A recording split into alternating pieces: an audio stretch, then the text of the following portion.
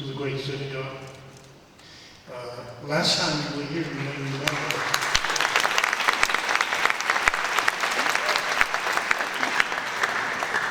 I presented you with a scroll giving you honorary membership in the great synagogue, and quipped that we are the only synagogue in the world that has two lords.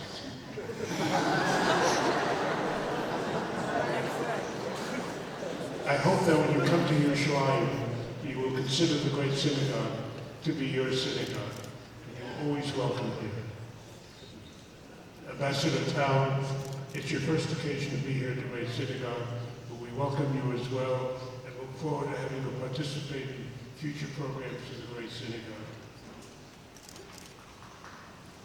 In that context, let me also welcome Lady Elaine Sachs, the wife of the Rabbi.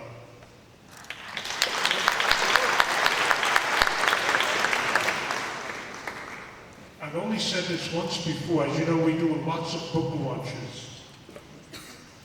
When we launched the Prime Minister's book, the wonderful book by Yehuda Avner, I said every Jewish home should have that book. I was fortunate in getting a pre-publication copy of Not in My Name, Not in God's Name. It's a book that's must-reading.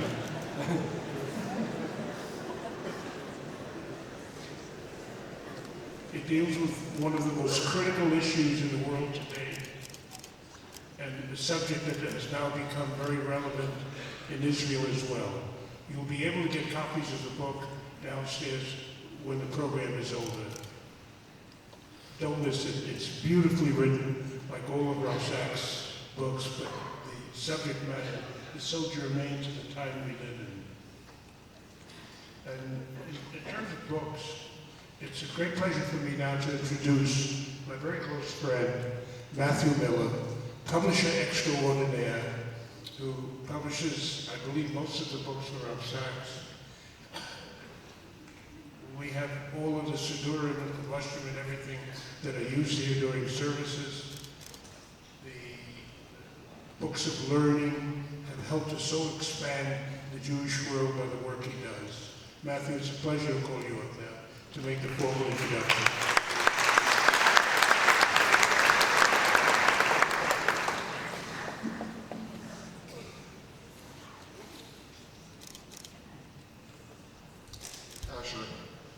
Thank you, as always, for your wonderful cooperation, support, and friendship between the Great Synagogue and Koren Publishers Jerusalem for hosting this important event.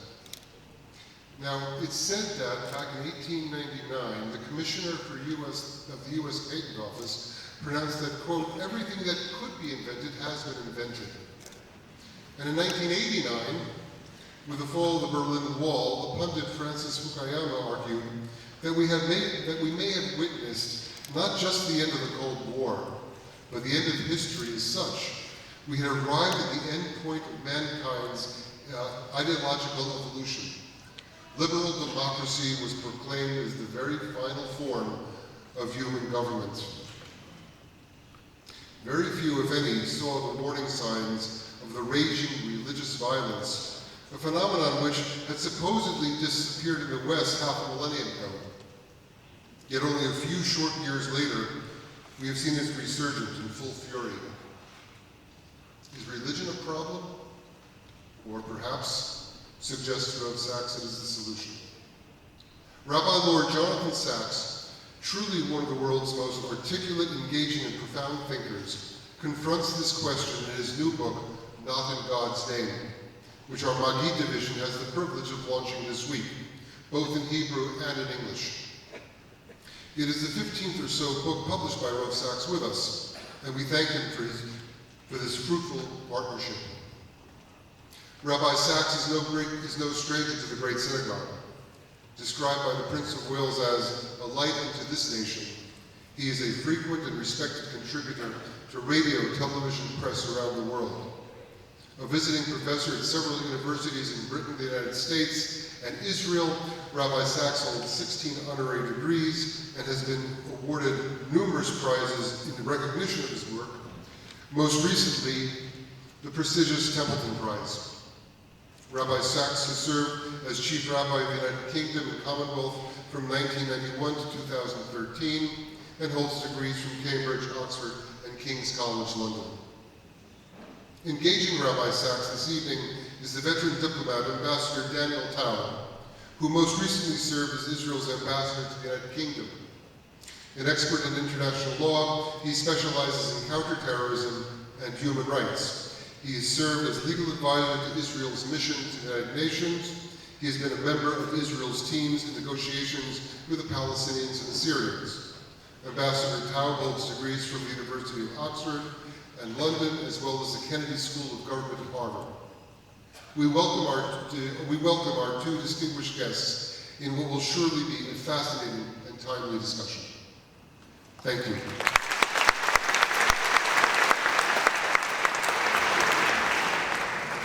Thank you so much, Matthew. You know, in years to come, I think Jewish historians will look back on this particular period that we're in at the moment, and one of the things that they will identify is that this was a truly extraordinary period of the flowering of the Jewish book and Jewish literature. This is a period in which we are seeing ancient texts presented in extraordinarily beautiful and creative ways, a tremendous amount of new inspiring commentary, and a wealth of Jewish literature. And really in the forefront of spearheading that revival, that resuscitation of Jewish literature and Jewish text is Matthew, is Corinne, and all of its related imprints. And it's only one of the reasons why I'm so honored to be here this evening to pay tribute to everything that you are doing for the Jewish soul and the Jewish mind. Thank you very much. And what a total honor and pleasure it is to be able to engage with Rabbi Lord Jonathan Sachs. I have to say, serving as ambassador of Israel in the United Kingdom has a lot of frustrations, but there is one continual pleasure, which is to meet leaders from every walk of life. They can be members of the royal family, they can be parliamentarians, they can be lords, they can be leaders in the media, in science, and the vast number of them who say that one of their most inspiring models, one of the people they draw the most deep spiritual insight and succor from, is actually Fin Unter, is one of ours, is Rabbi Lord Sachs. Gave me total nachat, and it is a Kiddush Hashem in the deepest sense of the word. In addition to that, yes please. Alongside that nachat, I actually had a tremendous perk, which is part of the business of the ambassador, is to sit at regular intervals with the chief rabbi, and we're supposed to talk business. But I had enough good sense to realize that we should finish off the business in the first couple of minutes of the meeting, and then try and turn the rest of the time that we had together into a chavruta, which for me was one of the most dizzyingly inspiring moments of my time in the United Kingdom, and how wonderful it is to be able to recreate with you those moments of chavruta in this intimate, quiet atmosphere here. Really an absolute pleasure. And so we have the ability to talk, and we have what to talk about. And as Asher said and Matthew said, we're talking about one of the most critical questions of the world today, one of the most critical questions for people of faith today. And I'd like to open our discussion and invite you to frame it by taking you back 25 years. 25 years ago, you were invited to deliver the prestigious BBC Reef Lectures, an extraordinary series of lectures delivered by a public intellectual. And you gave a series of 6 lectures in which you gave a counter-argument to the general way of thinking. The vast majority of intellectuals at the time, certainly in Europe, thought that religion was on its death legs.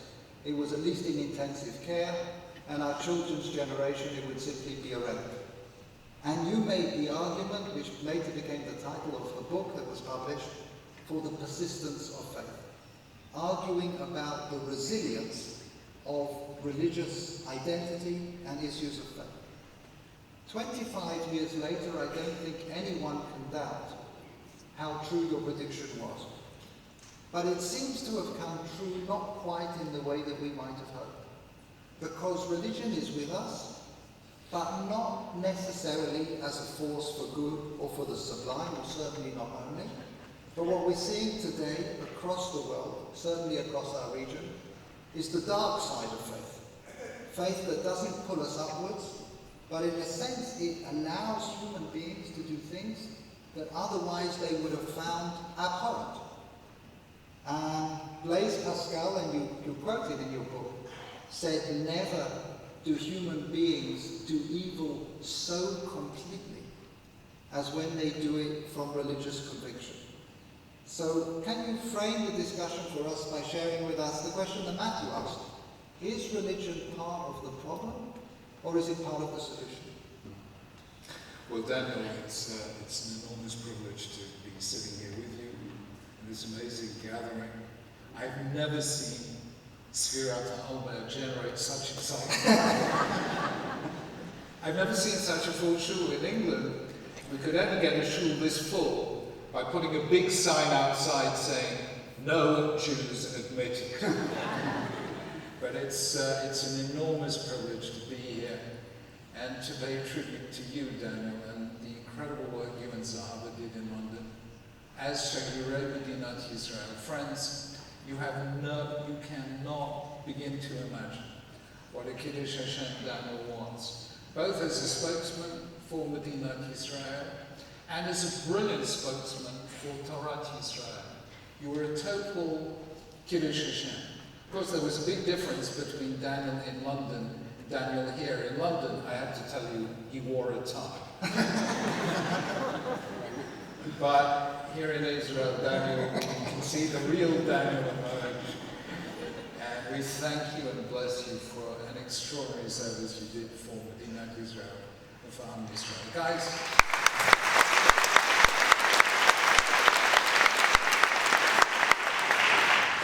you have to listen very closely to history if you're to read the future that is being born today. What happened in 1989 was the fall. I gave the Wreath lectures in 1990. What happened in 1989 was the Berlin Wall fell, the Cold War came to an end, the Soviet Union began its implosion, and as you remember, Francis Fukuyama published his thesis at the end of history. Market economics and liberal democracy were about to conquer the world. However, if you really listened to 1989, you would have heard two other sounds, and you would have had to connect them. The first thing is what happened before the fall of the Berlin Wall, which I think was in November 1989. In February 1989, the Soviet Union were forced to leave Afghanistan. And that sent an extraordinary signal throughout the Muslim world that a small group of religiously motivated mujahideen were able to bring about the humiliating withdrawal of one of the world's two great superpowers. That was the first little hammer blow of fate. The second one was extraordinary. And here it is. From Iran, Ayatollah Khomeini issued a fatwa against a writer in England called Salman Rushdie and a book called The Satanic Verses. And that book was burned in the streets of Bradford. This was the first time that a fatwa from Iran was able to have global repercussions. It eventually had repercussions around the world. I can't tell you how many people were murdered as a result. His publishers in other countries, his translators in other countries, his publishers in Italy, his translator in Japan. And for the first time, people began to get a sense of the global reach of radical Islam. Those were the two noises that nobody was noticing. And it was, Bernard Lewis, Princeton, was alive to this. He was the only real Navi, the only real prophet, but people hadn't realized. And it became very clear to me that something bad was about to happen. I did not raise it directly in the Wreath Lectures. We decided as a family, I didn't want to put my family at risk, God forbid, and we kept it beneath the surface, but I could sense something bad was going to happen. Now, what I mentioned in the Wreath Lectures, or in the published form, is that in 1832, a Frenchman called Alexis de Tocqueville came to America, saw something extraordinary. I mean, he knew post-revolutionary France, and he knew that America is enacted in the First Amendment, separation of church and state. So he came to America seeing religion had no power at all, and he assumed that it would therefore have no influence at all. And all of a sudden he comes to America and he sees religion as the most influential force in the whole of America. He called it the first of America's political institutions. And he writes in 1832, intellectuals have been saying since the 18th century, religion is dying. He said the facts don't bear this out at all. Now, people 180 years after Alexis de Tocqueville was still saying this. And my beloved friend, my favorite atheist in the universe, Richard Dawkins, and so on. All of these people who say religion is dead, guys, wake up. If it didn't die in the 18th century, which was a much more secular age than ours, it's certainly not going to die in the 21st century. And the real question is, will religion speak, as Abraham Lincoln put it, to the better angels of our nature? Or, on the contrary, will we reinvent God in our image? Will we invoke divine mandate for the pursuit of power? Now, I say in the book that the pursuit of power is the principle articulated by the first person to say God is dead, Nietzsche. And to say it is better to be feared than to be loved, the standard principle of radical Islam today, was put forward by Machiavelli, who was not one of the tzaddikim Gemurim, I have to say. You remember, as Machiavelli was dying, a Catholic priest is sitting there saying, Machiavelli, do you renounce belief in the devil? Say you renounce the devil. And Machiavelli's going, He says, Machiavelli, listen, you're about to die. Renounce the devil. He says the third time, Machiavelli opens his eyes and says, listen, Father, considering where I'm about to go, now is not the time to be making new enemies. So, to have a Machiavellian and Nietzschean approach to religion, I thought deserved not a secular analysis, but a religious protest. Not in God's name is a religious protest against violence in the name of God. And I'm saying categorically, whether you're Jewish, Christian, or Muslim, this is a Chilul Hashem, not a Kiddush Hashem, and that somebody's got to stand up and say it. And I have to say that I'm very touched that Muslims have been among the most grateful and among the most enthusiastic readers of the book, young Muslims in Britain and America, because I'm saying what I think needed to be said, and frankly, I'm glad I said it. That's absolutely true. What comes across forcefully from the book is that this is an argument against radical religious extremism coming from an unexpected place, coming from a place of faith, where generally what we will hear are people that are attacking religious extremism from a place of maybe Western liberalism, from secularism and so on. The one thing you have to understand when you're speaking to young Muslims, or not so young Muslims, is Hey Ma'aminin b'nei Ma'aminin. They are very, very religious. And Western politicians use a secular language talking to them, and they talk straight past them. If you're going to engage with a Muslim, you have to speak the language of faith.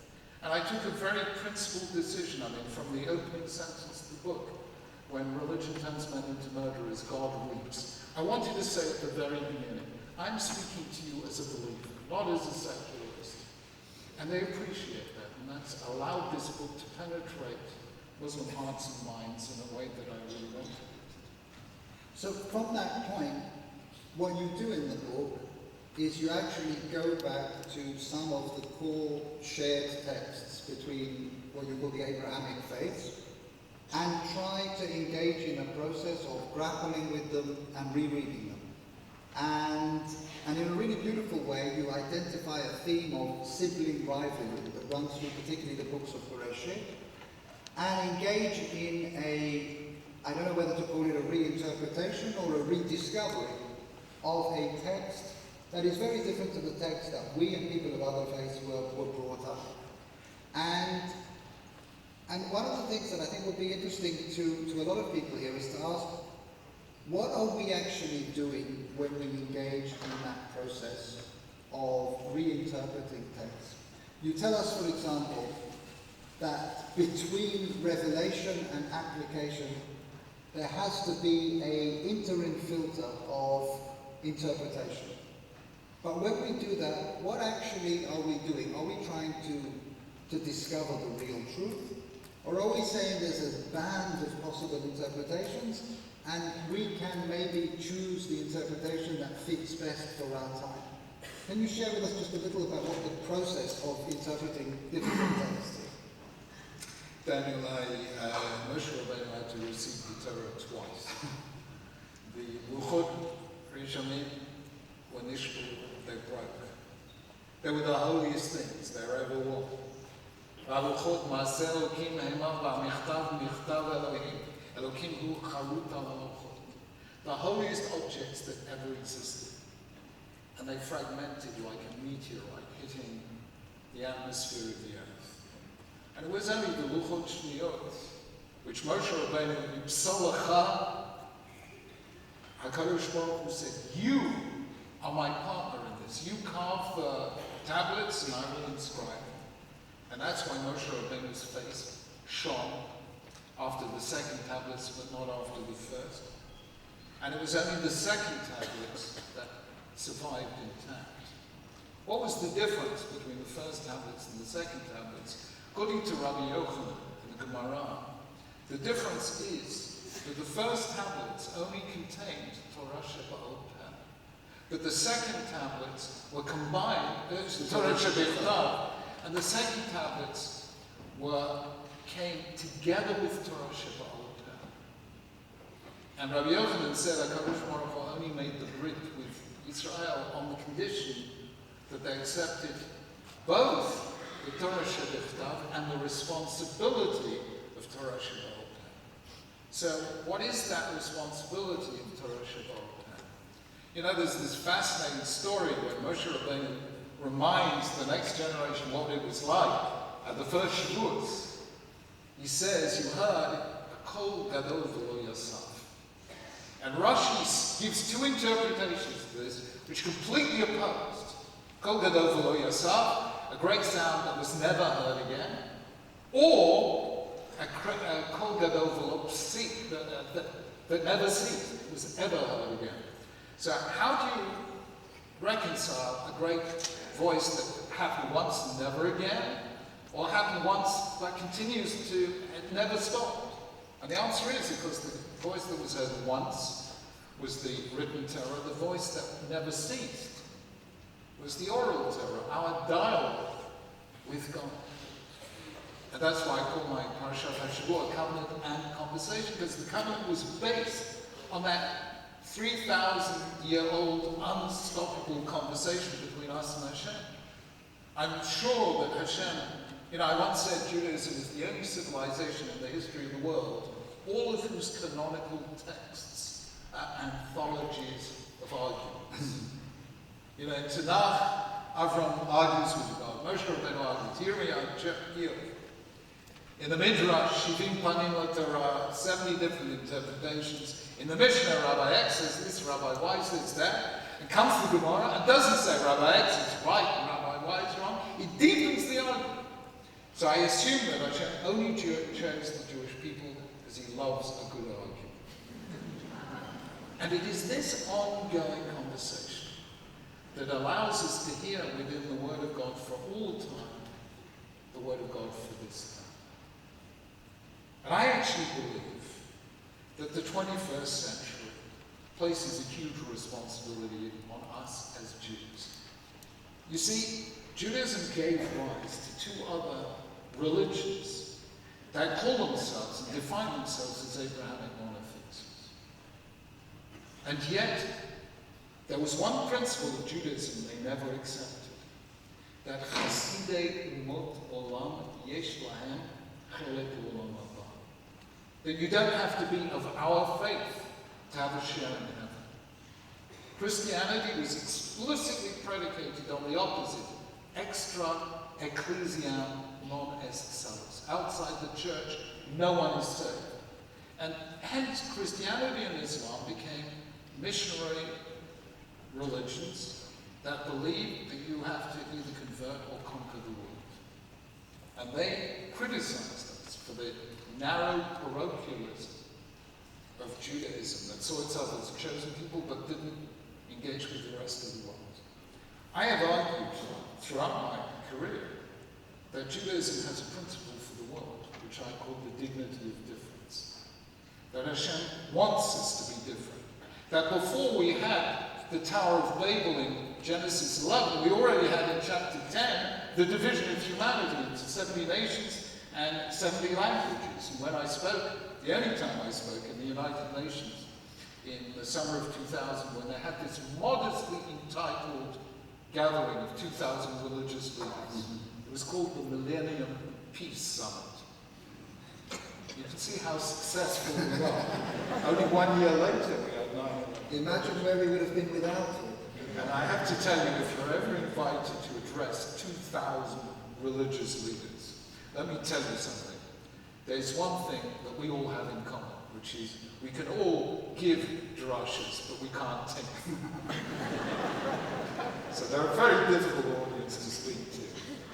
But I have to say, you know, when I was doing this, a Hindu guru, I mean a famous guru, everyone passing us by in the corridor was kissing his feet. I said, you know, I could handle a bit of that once in a while. And he said, I want you to be the keynote speaker at my counter conference in Mumbai. And I said, what's your counter conference? He said, the World Conference of Non-Evangelizing Religions. And you have no idea how threatened Hindus feel. You know, because Christians and Muslims have fought over the soul of India, and they just want to be recognized as people of their own faith. So I actually feel that this concept of God making a covenant with humanity through Noah, and then going to Abram and saying, Abram, leave everything that makes human beings conform. Your birthplace, your land, your father's house, all the things that make us conform and want to be like everyone else, and go and be different. Not just for your sake or your children's sake, but for the sake of the world, because I like difference. I have argued that the real message of monotheism is not one God, one truth, one way. The real message of monotheism is that unity up there creates diversity down here. And it is only that message that will take humanity safely through the 21st century. So I believe we have a message here for Christians, for Muslims, and for every faith in the world, that God actually likes difference. That's why He created not one life form, but 3 million life forms. That's why He created not one language, but the 6,000 plus that are spoken today. And have you ever seen more difference in one tiny little people than a group of Jews gathered at the Kotel? Right? You know, here they are from 103 different countries, speaking 82 different languages, mostly all at once. And we are a living anthology of difference. And I think that is what I was trying to say in this book, that if you read beneath the surface, yes, God chose Yitzchak and not Ishmael. Yes, He chose Yaakov and not Esau. Yes, He chose, you know. But at the end of the day, He is not rejecting Ishmael. And Chazal knew this. Do you know how many rabbis were called Rabbi Ishmael? They didn't think Ishmael had been rejected. He didn't reject Esau. Moshe Rabbeinu commands at the end of his life, Lo t'ka'ev edomi ki achicha hu. Don't hate a descendant of Esau, he's still your brother. So God chooses but He doesn't reject. And I think that is not a contrived reading of those narratives. The proof is that a lot of non-Jews have read this book who know tonight, and they say, you know what? That's right, we never saw it before, but we see it now. I had Christian Bible scholars saying, we never thought Genesis is about sibling life. But as the eldest of 4 brothers, I know all about sibling rivalry. That's why I dedicated the book to my youngest brother earlier, with great love. You spoke about the luchot there. It always occurred to me that the reason why the fragments of the first luchot were kept in the Aron, were commanded to be kept in the Aron, maybe wasn't because they were holy, but because they were dangerous.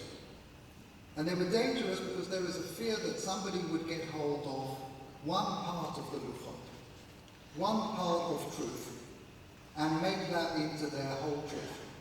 And that would become extraordinarily dangerous. So Can I say something to you? Did you ever hear a more beautiful Dvar Torah from a diplomat? I have to tell you, we sat there loving Daniel's Divrei Torah. And I tell you this, that this is what made him such a brilliant ambassador, because the Brits know. They may not like Israel all that much because they read a lot of negative stuff, but they know Israel is the Holy Land. And when they hear an ambassador speaking about the Holy Book in a holy way, this is a Kiddush Hashem. Well, beautiful. But I do want to stay for a moment on that process of re-examining our text, because I think it's so fascinating.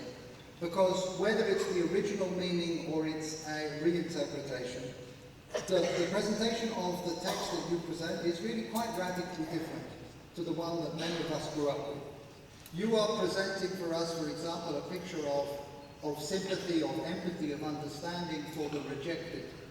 And certainly there is a counter-tradition. I mean, the Rabbanim taught us, Halacha, Yaakov soneh le'esav, and if anything, they were taking an aggressive, assertive interpretation and embedding it. And I think it's interesting to ask ourselves, what are the sensitivities, the sensibilities that we bring to bear when we engage in that reinterpretation? And also, where are the lines? You know, there are all sorts of hard texts that maybe our sensibilities will encourage us to reinterpret. And how do we maintain the corpus of what we think is important? What are the parameters and what are the values that we bring to bear? Can I give you a classic example, Please. of a fragment that is dangerous? The one you just quoted. Halacha yadua she'esav soneh et Yaakov. That is half of the sentence. May I read to you the full sentence, right? You know that there is this moment that Yaakov has been fearing. He's divided his camp into 2. He sent all the gifts. He's wrestled at night by Yeyavek Ishimon. And all of a sudden, the next morning, he meets Esau, and Esau falls on his neck, Vayishakehu. And there are dots over the letters, so the question is, what do the dots signify? And as you remember, it says, and he kissed him and he wept. So there was one midrashic tradition that Esau, Vayishakehu, was not trying to kiss him, but trying to bite him. And a miracle happened. The Yaakov's neck was turned into marble. And why was Esau crying? Not out of joy or reconciliation, but because of toothache, okay? He just broken his teeth on Yaakov's neck. Along comes Rabbi Shimon Bar Yochai, who really did not like Romans, whom he saw as Edomim, you know. He hated them, and you know the famous story, but then he was hid in a cave for 12, 13 years, etc., etc. But he said this, Halacha, Yidua she'esav soneh et Yaakov, ela ba'oto sha'a nikmuru rachamav uneshakol b'chol libo. But at that moment, even though in general Esau hates Jacob, at that moment, Esau's compassion was aroused, and he kissed Jacob with a full heart. So the very text that is cited to show that there's an eternal anti-Semitism of Esau to Yaakov shows exactly the opposite. That Rabbi Shimon Bar Yochai said there was a moment when that hatred was suspended, and Mistama, it can be suspended in the future, for which read the Igrot HaRe'iyah of Rav Kook Zal, who quotes this and many other psukim like it. So, of course, we know that Chazal understood certain psukim in their work. So the question is, what's Pshuto Shel Mikra and what isn't Pshuto Shel Mikra? Rashban, Rashi's grandson, says, my Zayda, out of his love, he was inclined towards the Midrashim Shehem Ikar. He regards Midrash as the fundamental interpretation. But he says he didn't always descend to, in his lovely phrase, Omek Pshuto Shel Mikra, to the deep plain sense of Mikra. I offer my interpretation here as Omek Pshuto Shel Mikra. Let me tell you, it says that Jacob is told by his sons that Joseph is still alive. And he doesn't know, do I believe him, do I not? Vayaret ha'agalot. And he saw the carts that carrying goods that Joseph had sent. And he said Joseph is still alive. Now you will know what Chazal said.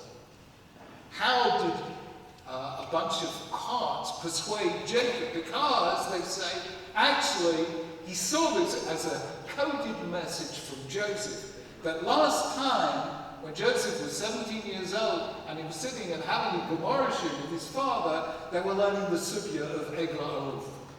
Right? So they carved with a broken neck. So now tell me, is that Omek Pshuto Shel Mikra? I never said this to a Gentile and they said, that's what it really means, But when you read the narrative of Genesis 21, of that incredibly emotive moment when Hagar and Ishmael have been cast out into the desert and the waters run out and Hagar can't bear to see Ishmael die and she hides him under what little shade there is left. And suddenly the angel comes and it says to Hagar, God is hello, Kol Hanaba Shehusham. To read, to understand that the Torah is asking us to empathize with Ishmael, that's Pshuto Shel Mikra. There's no other way of doing it. Do you think, the pshat that you're giving is so powerful, but it is not the pshat that has carried the majority interpretation over the generations. And I'm wondering, in the 21st century. I'm wondering, you mentioned a number of reasons, but do you think perhaps one of the reasons is that the leadership role in interpretation over the generations was given to men and not to women? And that those empathetic, sensitive interpretations of the text might have had more of a voice if we had more of a feminine interpretation of the Torah. First of all, you're right. Second of all, I'll bring you a proof from Tanakh. We find twice in Tanakh Torah in the construct coupled with an abstract virtue. The first case is in Malachi, which is talking about Ki Siftei Kohen Yishmu Dat, the Torah Mipiv Yivakshu, the lips of the can preserve knowledge and seek Torah from his voice, and it says Torat Emet Al Piu. The law of truth was on his tongue. There's only one other similar phrase to that, and that is, of course, from the last chapter of Mishlei, Eshet Chayil Mitzah, the Torah Chesed Al Lashonah. That's talking about an Eshet Chayil, which I translate in my Siddur, not as a woman of worth. Eshet Chayil means a woman of strength, a woman of moral strength. And it seems to me that the Torah is telling us, you want truth, go to the Kohen. And the kahuna was always a male role, but if you want chesed, you have to go to a woman. And racham, the name for compassion, in both Hebrew and Arabic. And compassion is a virtue in both Judaism and Islam, the central divine virtue. Virtue comes from the word meaning a woman. It means that in both languages. So both chesed and rachamim are seen as feminine virtues in Tanakh. And Torah of truth without chesed is simply And one of the most important things that has happened in our time is to see women emerge as teachers of Torah of the highest possible degree, and now bringing chesed back, center stage into what Judaism is about. And about time, I have to say, really about time. I salute. Really one special one sitting over there. It's been my privilege to work with Gilo Fine from Koren Maggid Books, and of course, the person who, without him, I wouldn't have achieved a single thing in the whole of my life, Reason for it.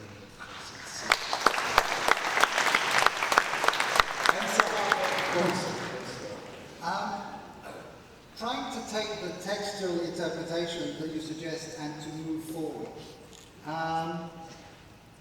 You suggest a sort of taxonomy of skills that we need to develop, of empathy, of finding those positive elements of our narrative that can play out in our treatment of the other.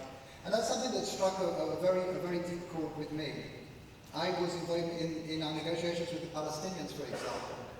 I was very involved in the issue of incitement, which is a terrible issue, the sort of indoctrination in Palestinian school books and so on. And so I was the head of the Israeli side of a negotiation track called the Culture of Peace Negotiations. And in that role, I had to go through a lot of Palestinian children's textbooks, children's television, and saw some of the, I would call it child abuse, indoctrinating children with this horrendous incitement, caricatures and so on. And when I asked myself why this was, I think I began to understand that to a great degree it was because at that time the Palestinians didn't have anything to replace it with.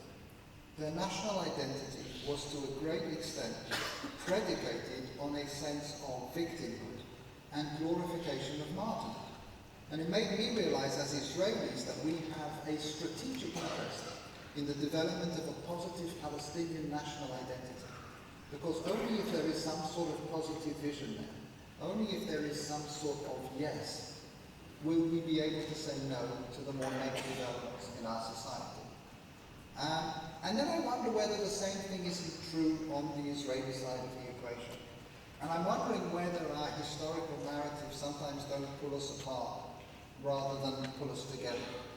You know, if you think about the frictions in Israeli society, sometimes it strikes me that these are the results of different lessons we've learned, different survival mechanisms. You know, we have in 2,000 years of exile, Jews who learned that the only way to survive was to out Maccabee the Maccabees, to out Asaph to be physically strong. We have those who thought that the threats were not physical but were spiritual, so they had to raise the ghetto walls higher. We had those who decided that the way to respond was to out Einstein, to become the greatest intellectuals. And now we are all back here in our Dalet Amot, and we are trying to navigate all of these different lessons that we have learned, all these different survival mechanisms. And so, I'd like to ask that the tools that you suggest, those empathetic tools, those tools of revisiting our historical narrative, if we look at internal Israeli society for a moment, are there lessons that we can learn that can help us bridge from between the tribes of Israeli society? Yeah. First of all, let's establish, you're absolutely right. There's a lot of pain and humiliation in the Palestinian narrative. And it was the view of the late Sir Isaiah Berlin that all nationalism is born in a feeling of victimhood and humiliation. That's the birthplace. And it could well be that we, as a people, find that true about us as well. What do we say in Arameo Vedavi? Vahi Shom Lagoy. It was only in Egypt, as Avadim, in Galut, that we became a nation. It is only in Sefer Shemot that we read for the first words, Hinei Am B'nai Israel, Rabbi Atzu Mimenu. And they're said by, I suppose you might call him an anti-Semite, by Paro. So maybe we were born in pain and suffering. And according to Rabbi, that's the Brit Goral that defines us as a people. And that is why I find it so extraordinary that other half of the verse, in which I quoted the first half just now from Divine chapter 23, at the end of his life, Moshe Rabbeinu says one of the most counterintuitive things in the whole of Torah. He says, Lo t'ta'ev Mitzri ki ger hayita ba'aretza.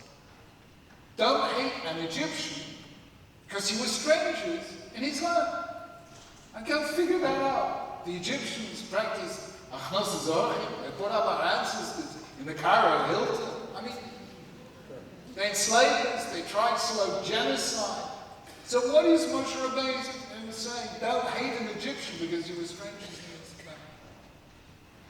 And why was he doing it then to the next generation about to cross the Jordan and build the land? And I think the answer is this. If he had failed to take the hatred out of the Israelites' heart, he would have succeeded in taking the Israelites out of Egypt, but he would not have succeeded in taking Egypt out of the Israelites. They would still be slaves, not physically, but spiritually, slaves to the past.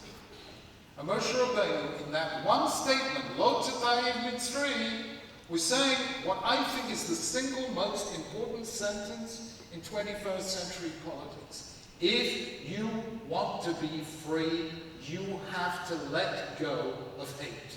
There is no other way. And that's really what I want to say, not only to the Palestinians, not only to Israel's enemies, but all those people who are boycotting Israel in campuses across the world and painting Israel in these outrageous colors. I want to say, you are not helping the cause of freedom. If you want to be free, you have to let go of hate. And I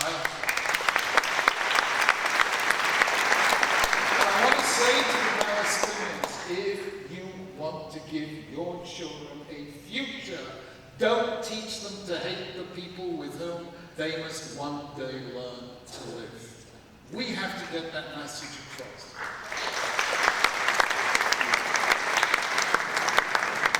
But now let's come to Am Yisrael.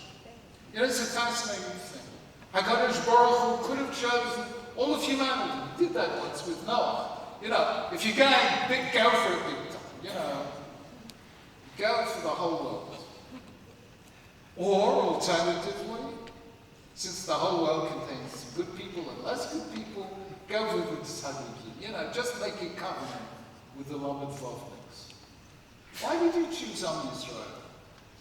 For those English people in the audience, I call us the Leicester City among the nations. That makes sense, you know. We're not exactly the biggest or richest nation in the world, but sometimes we win the Premier League, you know. So why did he go for us? And I think he wanted to tell the world a story that the Shekhinah lives not just among tzaddikim. It lives among all of us, among the tzibur, tzaddikim, beinin, and rishon. We have an extraordinary bracha. It's a unique bracha that you make after you've had a glass of water or a cup of coffee. Borei nefashot rabot v'chesronam.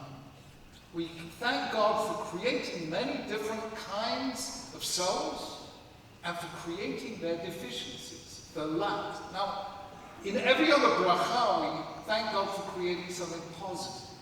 How come in this bracha we thank God for creating something negative, that we lack something, we have a chisaron?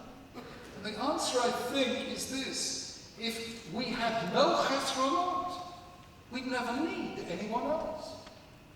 But since we all have chesronot, and since we are nefashot rabot, we're all different from one another, it means that what I lack, somebody else has. And what somebody else lacks, I have. And that is what brings us together. I once wrote a whole book about Kulaham we built together, which David Cameron's been very nice and said was an influence on his politics. It was about how to create national identity in a very diverse ethnic country like Britain. It wasn't written for Israel, but it was an interesting thing, and it was based on this concept of the Mishkan. Everyone brought something different, but they all brought it to make a house for Hashem. In other words, society is the home we build together. That's what I call it.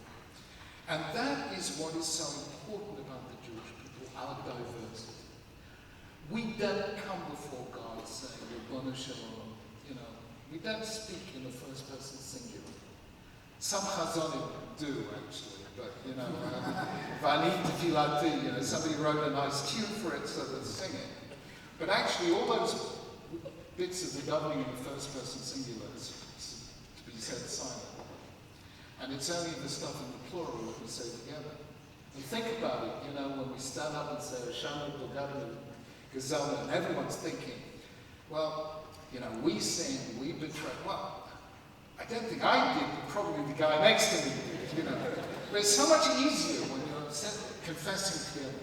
And I think the genius of Judaism is that we have the guys who are physically strong. We have the people who are spiritually strong. We have the people who are intellectually strong. We have these masculine interpretations of Torah as truth, and these now feminine interpretations of the Torah as chesed. And we are that complex interweaving of voices. The Aruch HaShulchan, that wonderful code of law, one of the most beautiful codes of law, says in the Hakdamah to Choshen Mishpat, he asks this question. The last mitzvah Moshe Rabbeinu gave to Am Yisrael was to write a Sefer Torah. We should all take part in it, writing at least a letter in the Sefer Torah. And he says, write this song. And the Aruch HaShulchan asks the obvious question, if Moshe Rabbeinu meant why did he call the Torah a song? And the Aruch HaShulchan says, because those who know music, and anyone who comes to the shul and hears this wonderful choir here in the great synagogue, knows that the beauty of music is complex harmonies. And the same applies to spiritual beauty as well as musical beauty. And that's why the Jewish people was meant, I think, to show the world that God chooses all of us, because each one of us has something that someone else needs. And that is how that understanding should make us realize that it's not just Haredim who are perfect, though I know they all are, and the Dadi Zioni guys that doubly perfect, and the Chilonim are 100% perfect. But Hashem needs us all together, because each one of us on our own is Taub, but all together we are Taub more.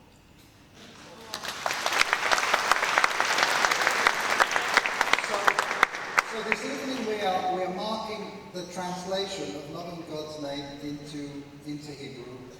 Lo B'Shem Ha'el, a absolutely beautiful translation with a beautiful introduction by President Ruby Rivlin, who calls you Echad Anakei Haruach, one of the giants of the spirit. And that's a beautiful and appropriate description.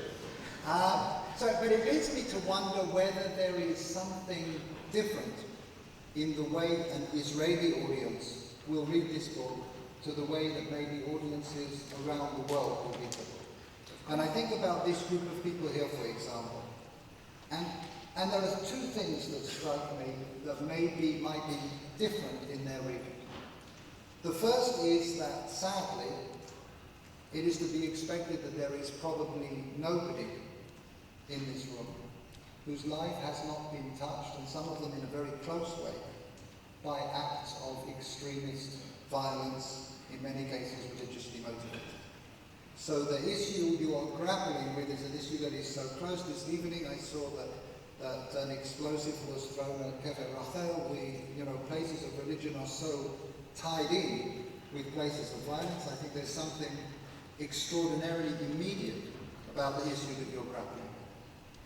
But there's something else where I think there may be a slight difference in the approach of an Israeli audience and maybe a Jewish audience outside Israel. And that is the attitude to Jewish power and Jewish sovereignty. And I have to say that, for us, in this extraordinary period of the Omer, where we are celebrating the 4 new dates that were added to the calendar, the first new dates in 2,000 years, that tell the most astonishing story of the return of the Jewish people to sovereignty. Yom HaShoah, Yom HaZikaron, Yom HaTzmaut, next week Yom Yerushalayim. And it's something that I think inspires us. When one of my sons was going into the army, he wanted to get into a tough combat unit. And only after he was worried, he's a skinny fellow, and he was worried that he wouldn't weigh enough to get into the unit. And only after the tryouts did he tell me that actually when he went to the Yom Kippur tryouts, he actually loaded up his pockets with coins so that he would weigh enough to get into the unit. And I was so moved to hear this because I couldn't help thinking about my grandfather, who had done everything he possibly could to get out of being recruited into the Red Army. And to me that meant, symbolized what it meant to be in a land where you are responsible for your destiny, you are living your own sovereignty. The sense that I have from the book, there is a slightly greater ambivalence about Judaism and sovereignty, Judaism and power, than most Israelis feel. And I want to read you a sentence, not from this book, but from another, if I can say maybe my favorite of your books. And anyone who hasn't read it really has an extraordinary treat in store for them. It's known both as a letter in the scroll or radical then, radical now.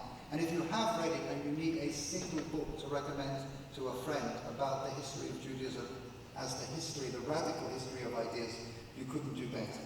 But I want to read a sentence that I think Israelis and non-Israelis hear differently.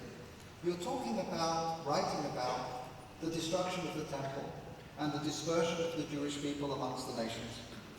And what you say is that this was politically a disaster, but spiritually it unleashed a set of developments always implicit in the covenant at Sinai, but never fully achieved so long as Israel was caught in the arena of power. The irony is that it took the loss of Israel's national independence to bring about the flowering of its religious vision.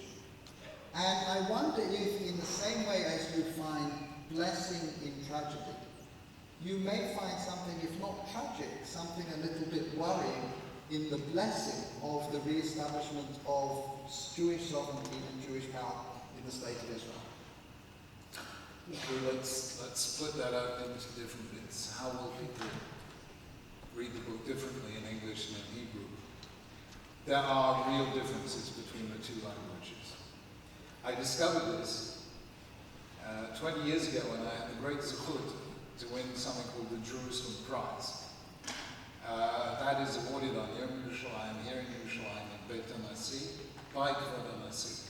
The Nasi at the time was not particularly religious individual.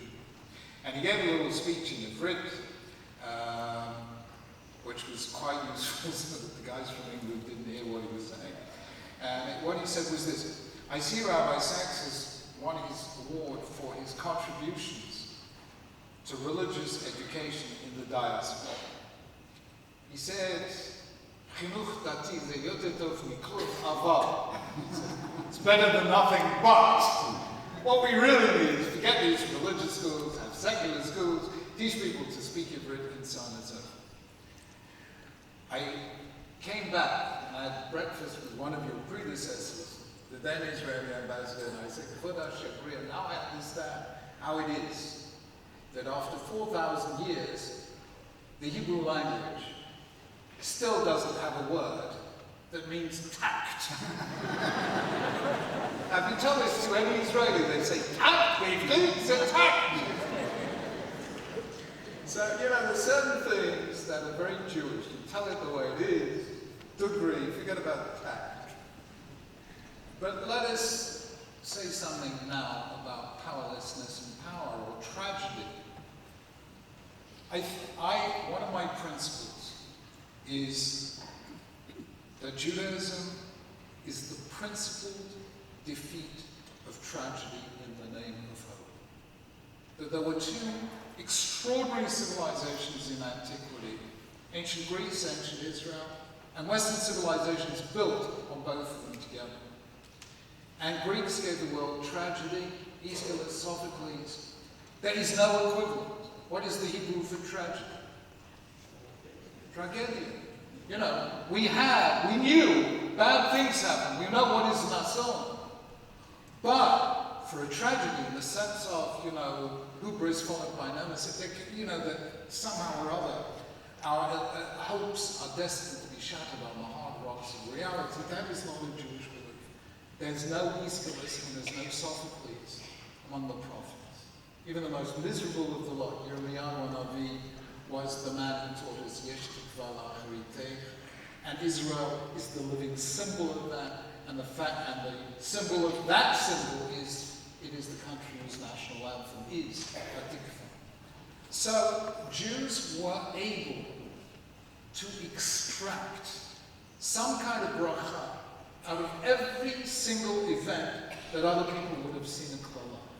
Every bad thing that happened to us, we wrestled the way Jacob wrestled with the angel, and we said to that pain and that suffering, Lo ashalechecha ki im berachtani. I will not let you go until you bless me. And so we turn the worst tragedy of all, the loss of land, of home, of sovereignty, of the Beit HaMikdash, goodbye kings, goodbye Kohanim, goodbye Karbanot, goodbye Avodat Hashem. Somehow we turned that into a bracha. Somehow we rescued the entire literature of the Torah Shabbat. We turned Yom Kippur, which was an event that only happened in the Beit HaMikdash in Yerushalayim, to something that could happen everywhere where the Jews gathered. Every place where they gathered to daven became a fragment of Jerusalem. Every Jew who did Shuvah became a little fragment of the Kohen Gadol. Every prayer became a korban. And so we rescued bracha out of tragedy. And I learned this from the Holocaust planners. They were my educators in all of this. Because I wondered, how on earth do you live, having seen what you saw, know what you knew? And I looked to them and I finally understood that they didn't even speak about what happened very often to their own spouses, to their own children, until maybe 40, 50 years had passed. And I understood that they said, never look back. First build the future, then you can mourn the past. And that is exactly what Medinat Israel did. Don't forget, the only day they were willing to call the Yom HaShoah was a day that recalled the Warsaw Ghetto uprising. They said, first build the future and then we'll mourn the past. They waited for 13 years until the Eichmann trial, before the Shoah really penetrated Israeli consciousness. There was an instinct, a profoundly spiritual instinct, even among the most Chiloni of the Chiloni Zionists, to make a blessing over life. And don't look back, otherwise you become Lot's wife, and your tears turn you into a pillar of salt. So, after the Holocaust, no Jew could accept a condition of powerlessness. At the end of the day, we were powerless for 2,000 years, and do you know what that added to the vocabulary of humankind? Work it out. It added these words: disputation, forced conversion, expulsion, inquisition, autodafé, ghetto, and pogrom, even before the word Shoah was coined. Our powerlessness was not to be sustained. And that is why Medinat Israel today has changed the situation for every single Jew in the world. And I know some Jews criticize Israel.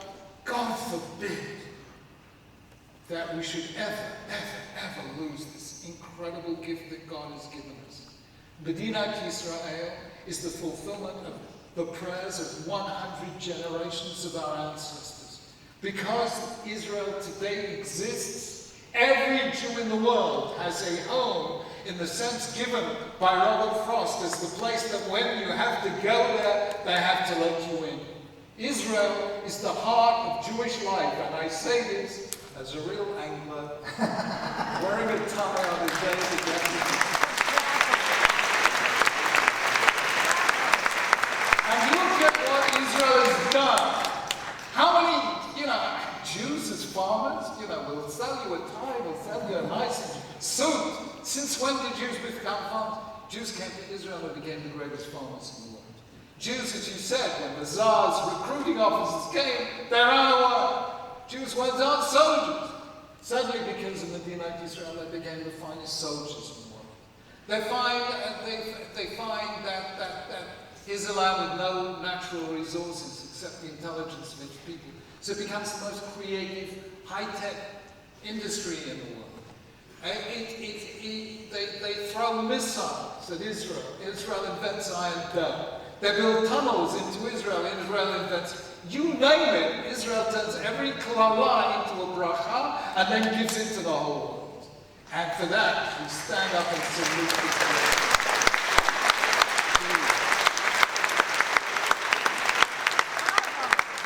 But at the end of the day, Israel is 68 years old. And Prince Charles and I are both 68 years old. Both enjoying an income at the moment. And I have to tell you, Israel has to begin to realize that every Jew is reading. Whatever you read in the newspapers, that you have, let's say in Britain, a Prime Minister like David Cameron. I did not know in advance, because I knew David Cameron from as soon as he became leader of the opposition, and I didn't know he would turn out to be an Ohev Israel, Medinat Israel, the way he has. He's turned out to be the most incredible friend, supporter of Israel, supporter of Jews and Jewish life in Britain, one of the most outspoken critics of radical Islamism in the whole of Europe. I tell you this, we have enemies, we really have. But we have many friends. And they are good and wonderful friends. I go around the States. The whole of the United States is full of, except in the university campus. And even among the enemies, if you put your arm around them and you befriend them, you can't turn. Ezehu Gibor, that wonderful sentence from Avot the Rabbi Natan, Ezehu Gibor ha'oseh soneh ohev. One of the most difficult university campuses for Jews has been York University in Toronto. Big problem. I happened to be there a few weeks ago, and I said, okay, I'm there to speak to the Jewish students and Jewish faculty. It suddenly dawned on me, if I'm going to this university that's been so anti-Israel, I ought to go and meet the president. I went into the student lounge with that horrible figure of a Hamasnik with a map of Israel with no state of Israel. His name is Shukri, he's an Egyptian, he's a Muslim. I sat with him for 45 minutes, and he told me of the limits of his power as a president, etc. We sat, we listened, and there was a little communion. Okay, it's to say that I left. I don't know if I achieved anything. An hour later, I'm giving a lecture to the faculty, and he walks in. And he sits down in the front and he listens to the lecture. And just before I leave, he gets up and gives a speech saying, I thank God that it was just so arranged that I should have the chance of meeting this rabbi because he is a friend. Now, we haven't got that mural down yet. This is not magic, you don't do it. But if we go out and we say to the people who hate Israel, guys, do understand this. More than hate destroys the hater. It destroys the hater. And we are telling you as Jews, we know how you feel as Muslims. You feel humiliated by the world, you feel humiliated by us. Let me tell you, friends, we know that song. We've been to that place. We have to tell you that the way you are choosing, we understand it 100%. But that is not the way. If all you can do is see yourself as a victim, you are condemning yourself to eternal powerlessness. Because a victim has said, I'm not the actor here, I'm only the object, not the subject. And therefore, we are telling you, friends, we hear your tears, we hear your pain, and we are telling you that defining yourselves as a victim and teaching your kids to hate It's not the way out of your misery, it's the way to perpetuate your misery. And we are telling you now, let us learn the way of power, which only exists if we can make space for the people not like us. Because without making space for the people not like us, you don't have a free society, you just have another form of tyranny. And therefore I salute Israel's power, and we couldn't live without it. But at the same time, we should not fear, because we have this incredible country, stronger than we think we are. And when Jews are united, no power on earth can ever prevail against us. We unfortunately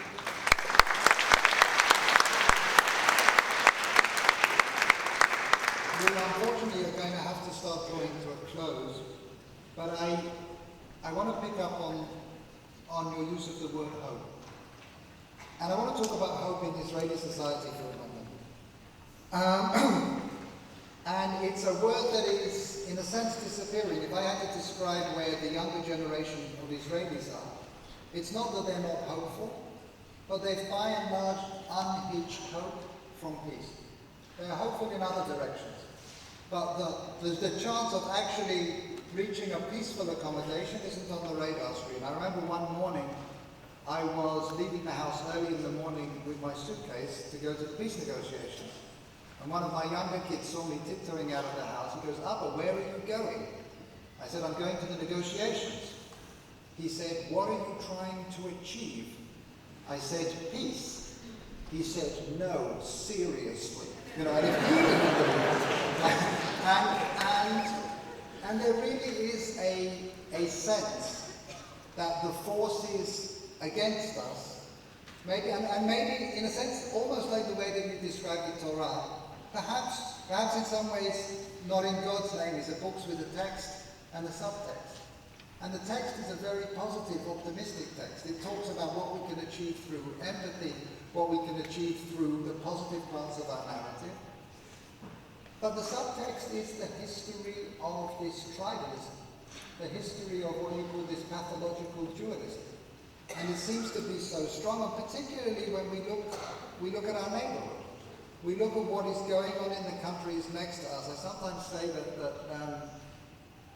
you know, when we look at our neighbors, we feel like the Jewish jury in the trial of the mafia boss.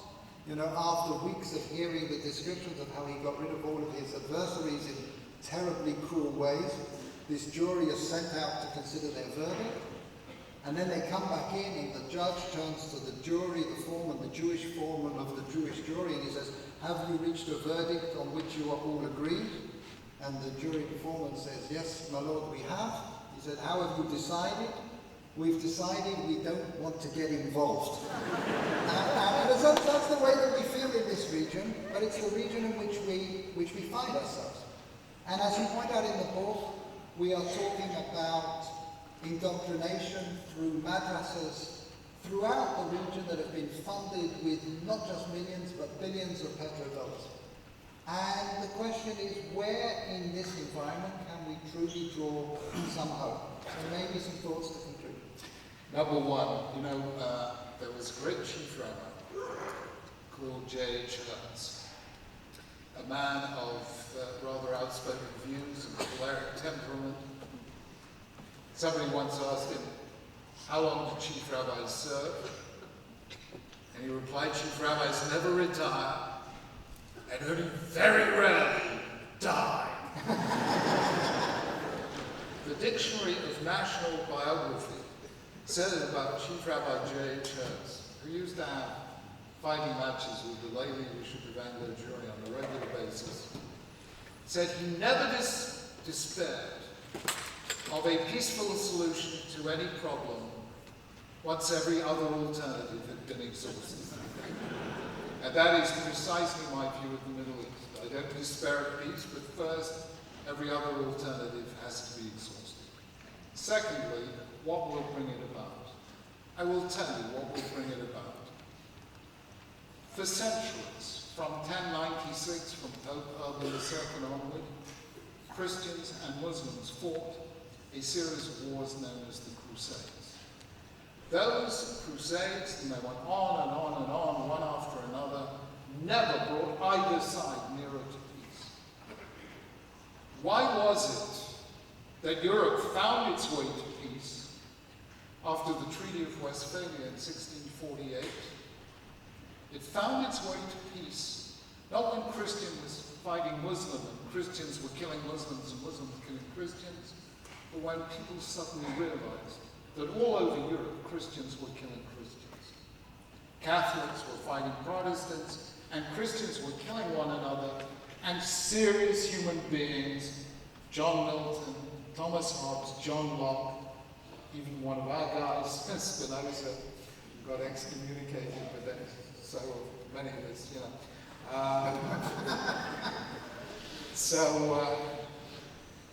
It is when you realize, not when you realize that you're killing your enemies, but you will realize you're killing your friends. Now you will know, and I know, which countries, petrodollars, funded the spread of madrasas, taking Wahhabi Islam, which was a small and sectarian group of element of Islam, and spread it right across Pakistan and elsewhere. And those are the people who are now discovering that the terrorists, the Sunni extremists to which they gave rise, are now a threat to them. That is when you get peace, not when you're very nice and friendly and do all this stuff, but when your enemies discover they're killing themselves. That is when peace comes, when everything else has been exhausted and you suddenly realize, Hateren Teda Ki Avda Mitzrayim. You know, when the Pharaoh's own advisors come to him and say, don't you realize, Pharaoh, you're not hurting the Israelites, you're hurting us. That's when peace comes. Until then, it is our job to keep hoping.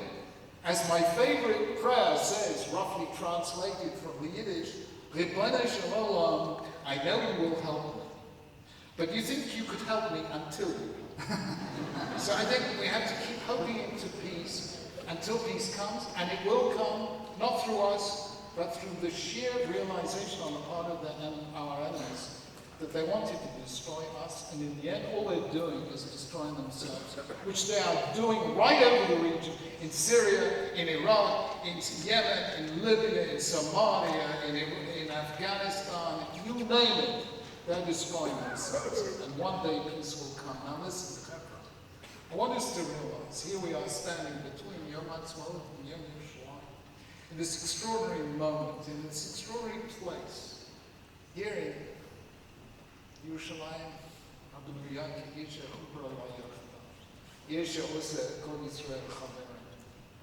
think about this. For 100 generations, our ancestors prayed more in hope than expectation.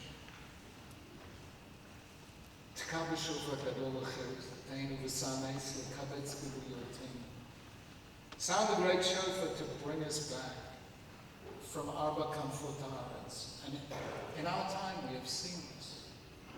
We have seen Hashiva Shotim Kavari Shalom. Allow us to judge ourselves rather than to be judged by others. Let there be no more Shibud Malchiyut. According to Shmuel, the only difference between Olam Hazeh and Yemot HaMashiach is Ein Ben Olam Hazeh and Yemot HaMashiach Ela Shibud Malchiyut B'Uvad. We've seen that prayer. We pray, Yerushalayim Yircha B'Rachamim Tashuv. And since 1967, Jerusalem has been reunited and rebuilt. We have seen every prayer our ancestors prayed come true in our time. But there was one prayer they always kept to the last. Mavarech et Amo Yisrael B'Shalom. It was our deepest prayer, but we always knew it would be the last prayer to be answered. I don't know if you realize that when we say in the present tense, or say Shalom Dimroma, even the Rabbanu Shalom, still at this moment is trying to make peace in his upper chambers, because not all the angels are satisfied with the seating arrangements, One means to sit next to him, forget it, So the Almighty has to make peace every day up there in heaven. You expect him to make peace all of a sudden, Ke'eravayim down here. The truth is, we always knew peace would be the last prayer to be answered. But every other prayer has been answered. And therefore, we come to this prayer, knowing that the Ribono Shel Olam stood by us as we stood by him. We now stand, knowing that the greatest superpowers the world has ever known stood against us and tried to destroy us: Egypt, Assyria, Babylon, the Alexandrian Empire, the Roman Empire, the medieval empires of Christianity and Islam, all the way through to the Third Reich and the Soviet Union. Every one of them has been consigned to history, and this tiny little people, 1/5 of 1% of the population of the world, can still stand and sing Am Yisrael Chai. If HaKadosh Baruch Hu caused us to survive, can we doubt that one day he will fulfill that last blessing of all? And until then, we will never give up hope, and that day will come, B'mehera b'yameinu. Never doubt it, because it will come, B'mehera b'yameinu.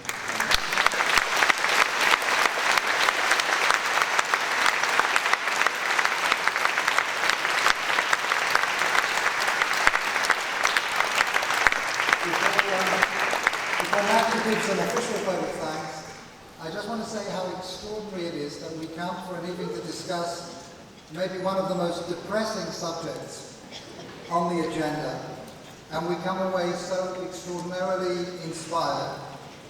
Thank you, Rabbi Sachs, for being such a Kiddush Hashem, and for showing us how right, as a people, we might even become a Kiddush Hashem ourselves. Thank you very much indeed.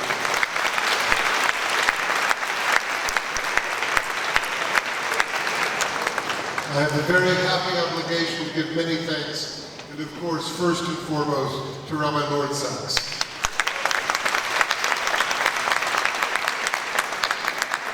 Thank you for your inspiration, your partnership, and your friendship. To Ambassador Taub, Danny, it's a pleasure always to be with you. I look forward to your own book next year. To the great synagogue, and especially to my friend Asher Shapiro for again cooperating on this wonderful event.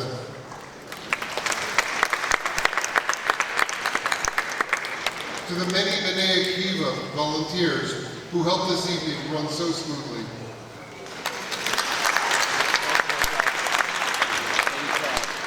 To my many colleagues at Koren, especially to Yehudit Singer for organizing this event so well. I thank you, our friends, for coming and for turning off your phones. Please turn them on. And finally, again, to you, our cherished customers who have bought and will continue to buy books downstairs at a great discount. Thank you all, and good night.